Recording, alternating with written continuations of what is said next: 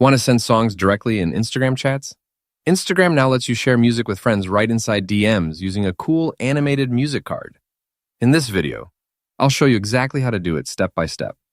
First, make sure your Instagram app is updated to the latest version, because older versions may not show the music feature. Now open the Instagram app on your phone.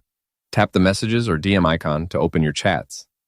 Next, select the conversation where you want to send a song. Once you're inside the chat, tap the sticker icon near the message box. At the bottom, you'll see different options. Tap stickers again if needed, then look for the music option. Now Instagram will open its built-in music library. You can scroll through trending songs or use the search bar at the top to find a specific song or artist. Tap on any song to preview it.